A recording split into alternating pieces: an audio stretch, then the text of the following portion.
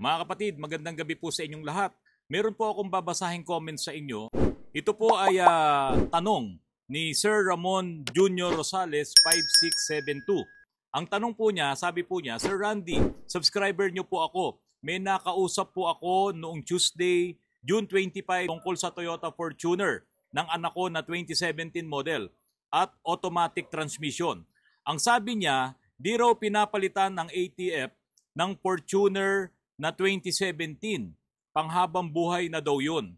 Pero di ako naniwala kasi last month, pinadrain ko at pinalitan ng ATF yung Fortuner ng anak ko. Ang lumabas ay sobrang itim na fluid at baradong ATF filter. So pinadialysis ko po at napalitan ng fluid at filter.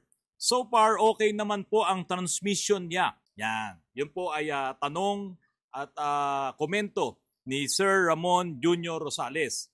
Bibigyan ko po ng komento rin to. Yung iba po galing na sa personal na experience ko dito sa Autorans at meron din po tayong nakuhang or documents tungkol po dito sa mga bagay na to.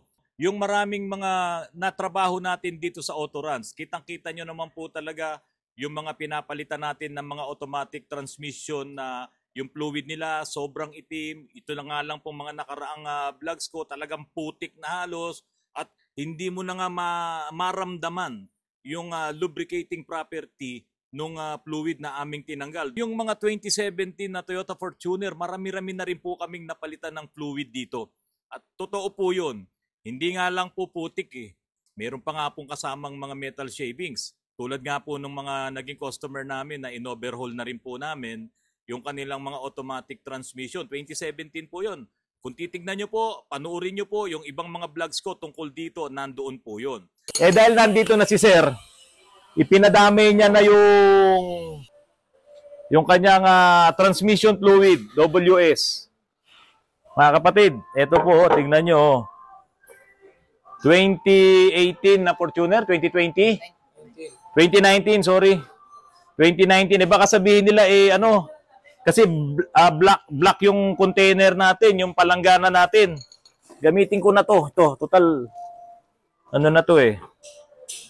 Tingnan natin kung gaano kaitim. Ayan po, oh. Oh. Yan. So, hindi ko sinasabing ito hindi na magandang fluid. Kaya lang, ang WS, hindi po ganyan ang kulay eh. Hindi ganyan ang kulay ng WS. Tapos, ang nakuha natin dito mga dumi na nakadikit sa magnet. Ayan, oh. Aha. So ito hindi na to healthy sa transmission. Kasi ang fluid kailangan malinis. Pagka ganito na ayan, may nangingintab-ngintab na, may mga konting ayan, magaspang oh, may mga konting metal shavings na yan, iipit siya doon sa mga lining. So, para sa akin po mga kapatid, hindi po lifetime talaga ang automatic transmission fluid. Yung pong nasa 2017, 2016, 2018, 2019 na mga Toyota Fortuners po na yan. Lalo na po yung gumagamit ng WS. Sir Ramon Jr. Rosales, baka naman po hindi lang kayo nagkaintindihan kasi unang-una po, ang dami nga nilang tindang WS na ATF po dyan sa Toyota. At nandiyan din po yung mga original na automatic transmission filter. Kapag bumibili po kami, saka kami kumukuha pag talagang ang gusto ng may-ari, yung talagang siguradong legit na original. Kasi minsan pag kinuha mo sa Banawi, ayaw nilang maniwala. So ngayon, sige sir, dito tayo kumuha sa kasa, yun nga lang, medyo pricey. Pero pag doon sa kinukuha namin sa Banawi, doon sa mga suppliers namin, siyempre medyo mababa ng konti. Ito po kasing WS na yan, world standard na ATF po ng Toyota, yan po kasi ay kinonsider nilang lifetime feel para po doon sa mga unit nila. So syempre, yung mga gumagamit ng mga WS, ganun nila ngayon tinatrato yung kanilang transmission na lifetime daw po yung ATF nito under normal driving condition. So, hindi po sinabi dito na hindi mo siya papalitan. Paano mo dinadrive yung automatic transmission mo? Yan ba ay palaging puno ng sakay? Yan ba ay hindi mo na isasabak sa traffic, napaakyat, nandoon, nakabitin ka, puno ng sakay? Yan ba ay hindi mo ginagamit araw-araw? So, dito po sa atin sa Pilipinas, hindi mo makukonsider na ang iyong sasakyan kapag ginamit mo araw-araw ay normal driving condition yon. Kaya nga po sa ibang bansa, pwede pong ma-i-apply yun.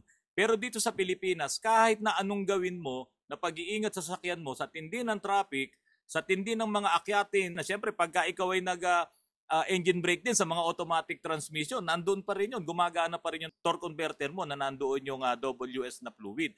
Magiinit at magiinit ang iyong torque converter. Pwede nga siyang umabot ng 350 degrees Fahrenheit na siya ang susunog diyan sa WS na fluid na yan. E paano kung nasunog na? Yan po ba ay lifetime fill pa rin? Yan po ba ay hindi mo napapalitan kahit na siya ay sunog na? Tignan nyo po sa manual, may nakalagay po doon na ay inspection. 40,000 kilometers, kailangan magkaroon ka ng inspection sa yung automatic transmission. So kung halimbawa, in-inspect mo, hindi po pwedeng check lang eh. In-inspect mo, naamoy mo yung fluid mo ay mabaho na, sunog na. Tapos, siyempre, kukuha ka ng konti, inspection nga eh. Hindi naman pwedeng wala kang nakuha dun sa overflow niya, okay na yun. Hindi po pwede yun. Baka sabihin mo, sakto, walang tumulo. Hindi po. Dapat nga magdagdag ka ng konti para malaman mo kung nagbabawas na ba ng ATF yung transmission mo. Kasi pag walang tumulo doon sa overflow drain plug niya, eh baka ang isipin nyo sakto, eh kung ilan libo na yung tinakbo, eh di syempre baka mamaya kulang naman yun. Kaya nga po, inspection. At iyan po, ginagawa yan sa kasa dahil under warranty ka. Ginagawa po yan ng mekaniko doon or ng technician doon. So sabi, 40,000 inspection.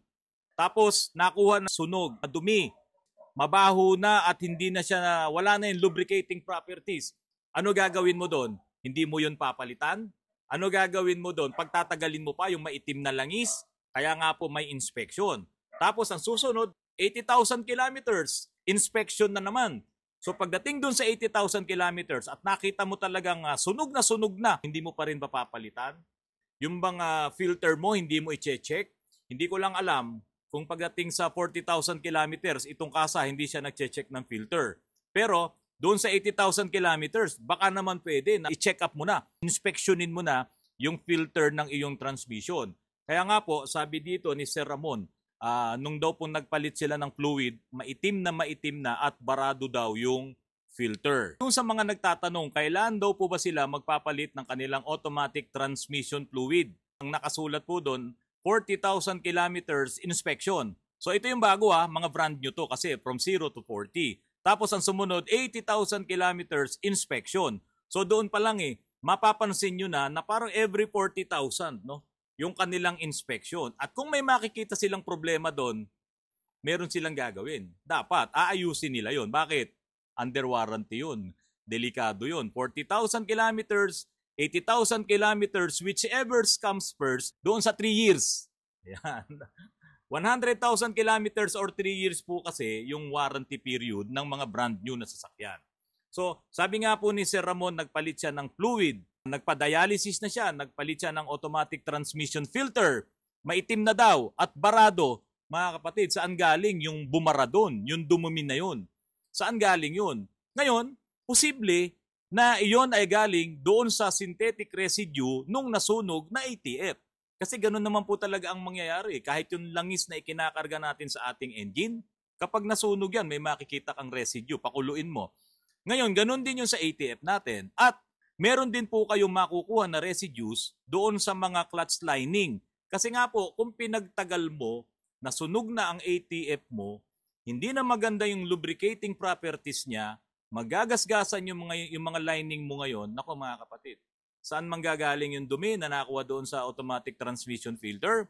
Pwedeng nanggaling po yun doon sa mga linings mo. So hindi ko naman sasabing sira na ang transmission mo. Kaya nga po may portion, yung mga residues na yun at mga metal shavings. So, pwede nga po, sabi ko sa inyo, pwedeng galing doon sa nasunog na langis at pwede rin pong galing doon sa iyong mga friction materials doon sa iyong mga clutch lining. Kasi other than that, ang makukuha mo na lang ay yung mga metal shavings ng aluminum or ng mga brake plates na bakal na nandun sa loob ng iyong automatic transmission. Kaya po mga kapatid, ito po siguro, gawin nyo na lang, total, dito po sa amin sa Autoruns, libre ang mag-check ng automatic transmission fluid. Kapag nagpa-change oil kayo, gusto nyo ipa-check ang inyong automatic transmission fluid, libre po yan. Ngayon, check nyo every 20,000 kilometers. Or kung gusto mo, 20, 30, 40, 50, i-check lang naman. Wala namang wala namang kayong gagastusin. Kung kulang, malalaman nyo kulang. Kung sobra, malalaman nyo sobra. Kasi pag binuksan yung overflow drain doon, may lalabas pag sobra. Ngayon mga kapatid, napaka-importante nun. Kasi yun ang magiging basihan mo kung kailangan mo bang magpa-dialysis. Pero tulad nitong nangyari kay Sir Ramon, sabi niya pinadialysis niya dahil sobrang ang itim nung nakuha, nung nag-drain and refill siya. Siyempre, paano mo matatanggal yun nandoon sa loob ng system, pati yung nandoon sa loob ng torque converter kung hindi mo yan ipapadialysis. Ngayon, hindi mo kailangan magpa-dialysis kung maagapan mo na magde-drain and refill ka lang. Pag medyo dark brown na yung inyong automatic transmission fluid at medyo naamoy nyo, na iba na yung amoy niya, pati yung texture, then mag-drain and refill ka na. Almost 50% naman ang matatanggal mo kapag ikaw ay nag-drain and refill ka na. Ang ibig sabihin po nun, yung mismong laman ng oil pan, ma-i-drain mo at magpapalit ka ng bago. Kaya lang, dito sa mga modelo na sasakyan, yung mga walang dipstick, hindi nyo kayang gawin mag-isa yan. Kaya kailangan nyo po itong mga shops na inyong mapagkakatiwalaan. Sir Ramon Rosales, baka hindi lang po na ipaliwanag yung tungkol po doon sa lifetime fill. Kasi po, ang lifetime fill po talaga, ayon doon sa mga documents na ipapakita ko po sa inyo, ang lifetime fill po ay yung under ka lamang ng warranty period. Kasi nga po, kung hindi ka na under ng warranty period, kahit na anong mangyari dyan sa transmission mo, hindi naman sasagutin na po yan ng dealership Kaya nga po, sabi po dito sa documents na to, hindi nila alam na yung palang lifetime fill na yon ay doon lamang sa warranty period. Ngayon, pagkatapos nun, siyempre, pwede mo nang gawin lahat ang gusto mong gawin. Kaya nga po, sinabi rin po dito sa documents na to na nagkaroon daw po ng conflict itong mga manufacturer ng transmission, pati po yung manufacturer ng sasakyan. So siyempre, iba yung manufacturer ng modelo na to, iba rin yung manufacturer ng transmission, halimbawa si Aisin. So sabi po ng manufacturer po ng sasakyan, yung unang salin daw po ng transmission fluid ay lifetime fill na yon. Pero sasabihin naman itong manufacturer ng transmission, nire-recommend naman po nila na pagdating daw po ng 50,000 miles na tinakbo nung sasakyan na yon or 8 years kung magpalit naman ng automatic transmission fluid. So, alin po doon yung lifetime? Mismong yung manufacturer po mismo ng automatic transmission ang nagsasabi, pagdating ng 50,000 miles ay magpapalit ng transmission fluid. So ngayon mga kapatid, talaga pong conflict yun. Kahit tayo na mga may-ari ng sasakyan, ano po ba paniniwalaan natin? Yung po bang sinasabi nilang lifetime, yung transmission fluid? Or yung sinasabi naman mismo ng manufacturer na nung transmission na pagdating ng 50,000 miles, i-recommend nila na palitan niya ng transmission fluid. Ito na nga po, si Sir Ramon, napatunayan niya na hindi po talaga lifetime.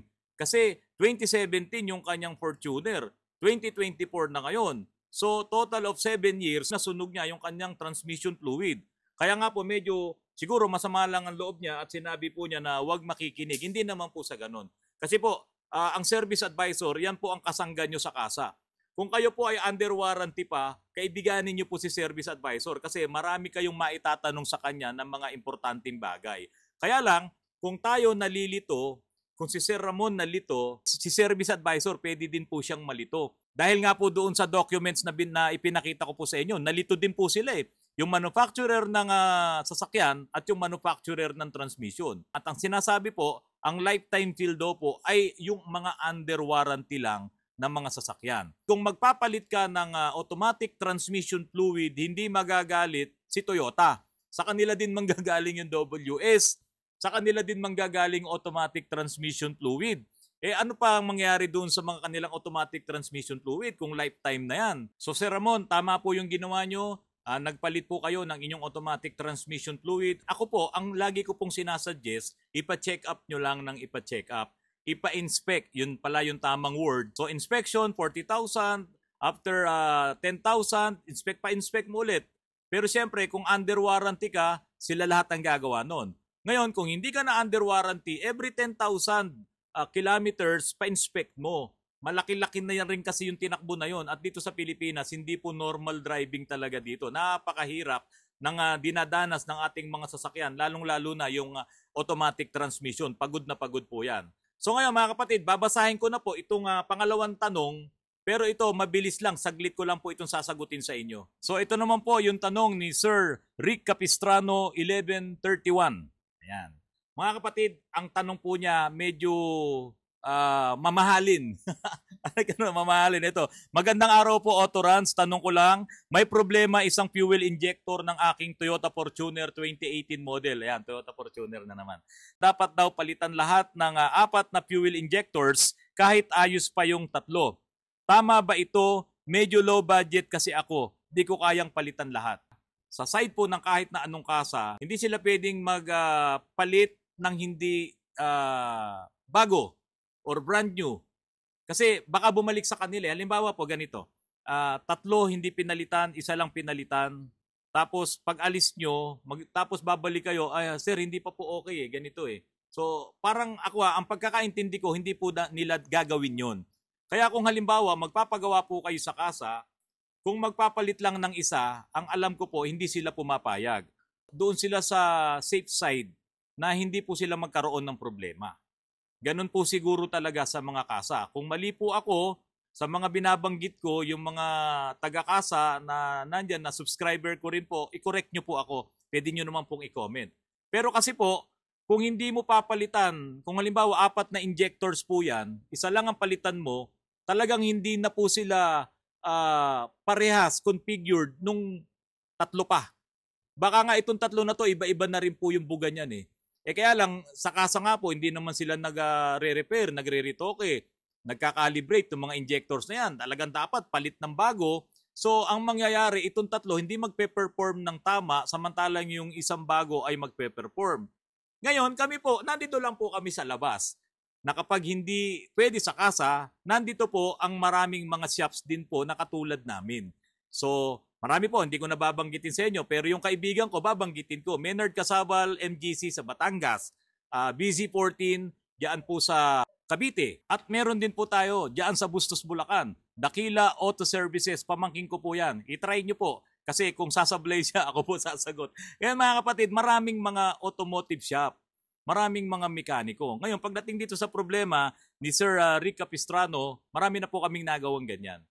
Yung iba nga po, binibili ko pa yung surplus na pyesa kasi napakamahal po kasi ng ng fuel injectors lalong-lalo na sa mga diesel engines.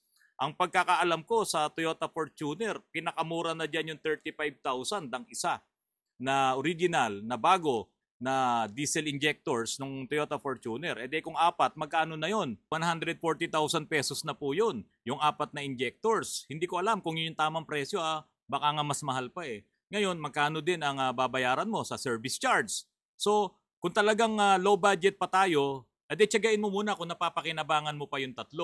At isa na lang ang bilin mo, yung bago. Pwede ka rin nga bumili ng surplus eh. Nandyan si Sir Ariel Sonorio, nandyan si Rupa Rosario, diyan po sa Manila. Diyan po ako kumukuha. Ang kagandahan lang po, pag sa kanila kayo bumili, halimbawa injectors, hindi pasado, na ibabalik. So meron ding brand new, meron din po silang surplus. So ganun po, Sir Rick Capistrano, kung talagang walang budget, magtsatsaga kayo sa katulad po naming mga shops. Pero kung gusto nyo po talaga na legit at talagang kayo naman ay may pera, ipagawa nyo sa kasa, talagang papalitan po lahat ng kasa yan. Bakit po? Para sigurado at wala silang magiging problema. Walang back job, sabi nga po. Nagpapasalamat po kami dito sa mga customers namin na nanggaling dito kanina, si Sir Picasso, galing ng Laguna, at si Sir Eduardo, ayan, galing naman po ng Marilao, Bulacan. Mga kapatid, maraming salamat po sa inyo sa patuloy na pagtangkilik nyo po sa Autorans, no? Sa aking YouTube channel. At yung pong inyong mga comments, ang inyong mga suggestions, talagang tanggap na tanggap ko po yan. At yung mga tanong nyo po, sasagutin ko po sa abot po ng aking makakaya. At huwag nyo rin pong kalimutan ang aking TikTok account na Autorans. I-follow nyo po at ilalagay ko po yung link dito po sa description ng aking mga vlogs. At shout out po kina ka Louie Joy Torres at ka Norigale Abulon. At siyempre kay ka Dong Cardinosa, ang O1 po dyan sa Eastern Samar. Mga kapatid, muli po ay aking iiwanan sa inyo. Ang tunay na Pilipino, hindi nagsisiraan, tayo po ay dapat magmahalan. Mga kapatid, magandang gabi po at maraming salamat po sa inyong lahat.